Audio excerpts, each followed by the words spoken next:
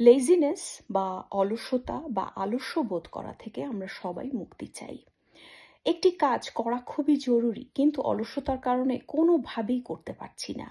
এই ধরনের যে অনুভূতিগুলো, সেগুলো থেকে আমরা সবাই পরিত্রাণ চাই। আজ আলোচনা করব আমরা কিভাবে অলসতা বোধ করা থেকে মুক্তি পেতে পারি বা পরিত্রাণ পেতে পারি বা অলসতাকে আমরা জয় করতে পারি। প্রথম যে ব্যাপারটি সেটি হচ্ছে আপনার শরীরটাকে মুভমেন্টে রাখতে হবে। সপ্তাহে অন্তত 5 দিন আপনার এক্সারসাইজ করতে হবে। এক্সারসাইজ করার ফলে আপনি 7 দিনে বা 1 মাসের মধ্যে কোনো ফল পেয়ে যাবেন না, কিন্তু 6 মাসের মধ্যে আপনি আপনার নিজের মধ্যে একটি ড্রাস্টিক চেঞ্জ দেখতে পাবেন। আপনি দেখবেন যে আগের মতো আপনি আর ক্লান্ত বোধ করেন না। যে কোনো কাজ করা থেকে আপনার আর ভয় লাগে না। আপনি প্রচুর এনার্জেটিক ফিল করেন। আরেকটি জরুরি বিষয় হচ্ছে যে আপনার প্রতিদিন 2 লিটার জল পান করতে হবে বা পানি পান করতে হবে। জল পান করার ফলে আপনার শরীর পানি শূন্যতায় ভুগবে না, এবং পানি শূন্যতায় যখন একটি শরীর ভোগে তখন তার প্রচণ্ড ক্লান্ত লাগে বা অলস বোধ করে। জল পান করা বলতে কিন্তু কার্বোনেটেড ওয়াটার বা সফট ড্রিঙ্কস বা ফ্রুট জুসকে বোঝায় না। জল পান করা বলতে বোঝায় যে প্রকৃত অর্থে জল বলতে আমরা যেটা বুঝি এবং যেই জলে কোনো কিছু মেশানো থাকবে না, সেটি আপনার প্রতিদিন 2 লিটার পান করতে হবে, যদি আপনি বৃদ্ধ বা শিশু না হয়ে থাকেন। আরেকটি জরুরি বিষয় হচ্ছে অনেকে আছে একেবারেই জল পান করতে পারেন না। তারা ডিটক্স ওয়াটার বানিয়ে রাখতে পারেন 2 লিটার পানির মধ্যে এবং প্রতিদিন সেটি পান করতে পারেন। তবে কোনো কিছু না মিশিয়ে আপনি যদি বিশুদ্ধ জল পান করেন প্রতিদিন, তাহলে সেটা বেশি কাজে দিবে। আরেকটি বিষয় হচ্ছে যে আপনার ঘুম। আপনি প্রতিদিন রাতে 6 থেকে 8 ঘন্টা গভীর ঘুমাচ্ছেন কি? আপনার প্রতিদিন রাতে যদি 6 থেকে 8 ঘন্টা ঘুম হয়, গভীর ঘুম হয়, তাহলে দিনের বেলা বা সারাদিন আপনার ক্লান্ত বা অলস বোধ করার কথা না, লেজি ফিল করার কথা না।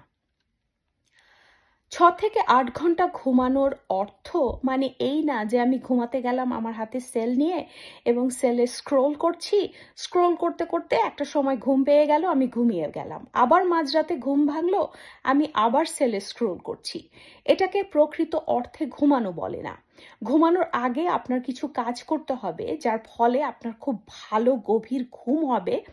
ঘুম বিষয়ক আমার একটি ভিডিও আছে, আপনারা সেটা দেখে নিতে পারেন, তাহলে আপনারা বুঝতে পারবেন গভীর ঘুমানোর জন্য আপনার কি কি করতে হবে।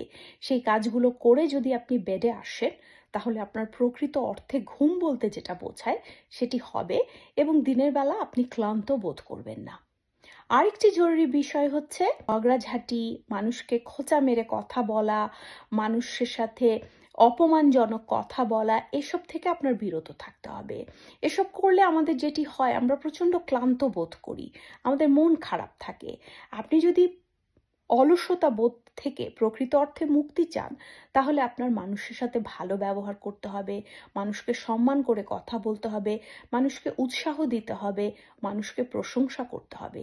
আপনার এক অদ্ভুত রকমের প্রশান্তি আপনি ভেতর থেকে অনুভব করবেন, যার ফলে আপনার অলসতা কেটে যাবে।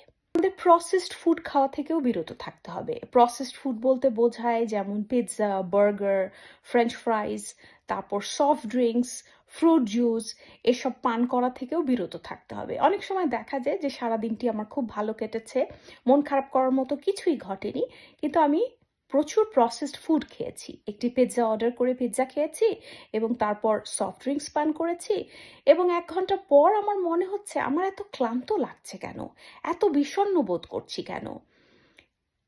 আপনি এসব খেয়েছেন এই কারণে আপনার এরকম লাগছে। খাবারের সাথে আপনার অলস বোধ করা বা ক্লান্ত বোধ করার সরাসরি সম্পর্ক আছে। তাই এসব খাওয়া থেকেও যতদূর সম্ভব আপনার নিজেকে বিরত রাখতে হবে। আপনার মধ্যে সেলফ কন্ট্রোল যত স্ট্রং হবে, আপনি যত নিজেকে কন্ট্রোল করতে পারবেন এ ধরনের টেম্পটিং জিনিস থেকে, তত বেশি আপনার অলসতা জীবন থেকে দূর হয়ে যাবে।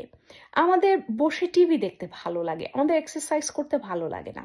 আমাদের বিশুদ্ধ পানি বা জল পান করতে ইচ্ছে করে না, আমাদের সফট ড্রিঙ্কস পান করতে ইচ্ছে করে, আমাদের ঘুমাতে যেতে ইচ্ছে করে না, আমাদের ইচ্ছে করে রাত 2-3টে পর্যন্ত সেলে স্ক্রোল করতে।